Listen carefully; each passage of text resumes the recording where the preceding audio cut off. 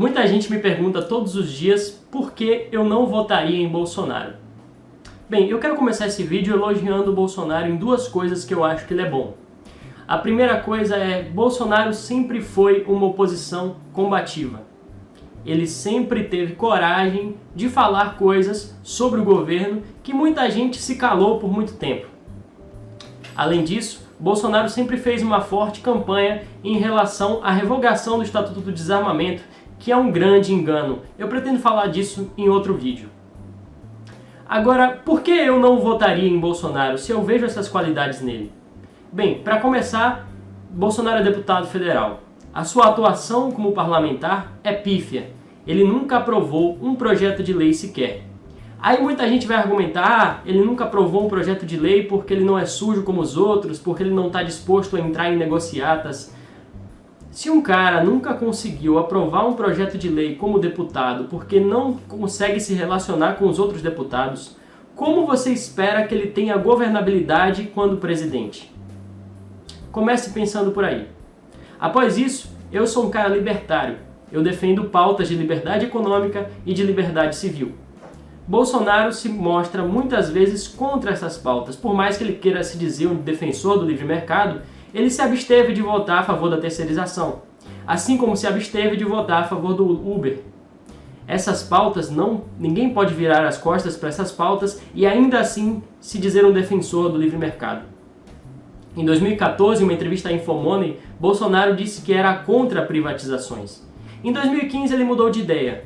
Bolsonaro é mestre em mudar de ideia. Como votar em alguém que em um momento tem uma posição política clara e que a defende com unhas e dentes, e em outro momento tem outra? Bolsonaro já mudou de face 1000 vezes na política brasileira. Isso é muito preocupante para um presidenciável, possível candidato a presidente.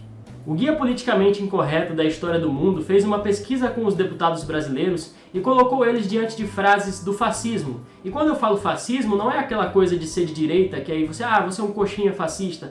Quem fala isso não entende o que é fascismo. Mas fascismo de verdade, aquele que Benito Mussolini levou à frente no governo da Itália. Frases de fascistas importantes como Mussolini foram colocadas para parlamentares. Adivinhem quem foi o segundo parlamentar que mais concordou com as frases fascistas? Isso mesmo, Jair Bolsonaro. Além disso, Bolsonaro continua com o seu classismo militarista. Ele defende o militarismo o tempo todo, assim como defende a ditadura militar e todos aqueles anos e trata como se fossem anos dourados. Para mim, não importa o quão o país era melhor na visão dessas pessoas se as pessoas não tinham o direito de se expressar livremente. Eu não quero viver em um país que tenha índices de violência menores, mas que eu não possa expressar a minha opinião. Eu gosto disso. Isso para mim é liberdade. Liberdade eu não abro mão. Além disso, o deputado Bolsonaro foi em uma entrevista recentemente no Danilo Gentili e lá a sua principal pauta era contra algo chamado kit gay. Sincero e honestamente, você votaria em um candidato a presidente cuja principal pauta é contra um kit gay nas escolas? Eu acho que o Brasil tem problemas mais importantes que isso. E foi o que o Danilo Gentili perguntou a ele. Quais eram as propostas econômicas dele para o Brasil? Bem, além de nióbio e grafeno, ele não soube dizer muita coisa. O Brasil precisa de alguém que entenda de economia. O nosso principal problema no momento é econômico. Na sua votação no impeachment, Bolsonaro citou o coronel Brilhante Ustra e deu glórias a ele por ser o terror de Dilma Rousseff.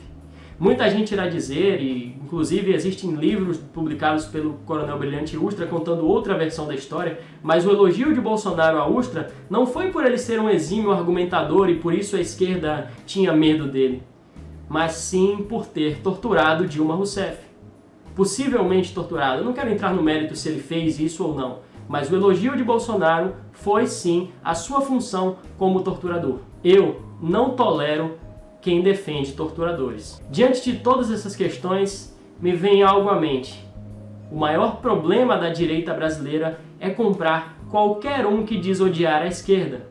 E aí as pessoas me perguntam, mas se você não vai votar em Bolsonaro, então em quem você vai votar? Você vai votar no Lula? Você vai votar no Ciro Gomes? Não, eu não vou votar no Lula, não vou votar no Ciro Gomes. Eu pretendo votar em alguém que tenha boas propostas. E até lá, muita coisa ainda pode acontecer, muita gente ainda pode aparecer, e Bolsonaro não é definitivamente a única esperança para os brasileiros. Não queremos novamente um governo autoritário, como ele disse que queria fazer em entrevista à Infomoney. Queremos um governo que dê mais liberdade às pessoas, que diminua impostos e que trabalhe para que as pessoas sejam mais donas de si. É esse o governo que um liberal deseja e definitivamente não é esse o governo que Bolsonaro pretende entregar.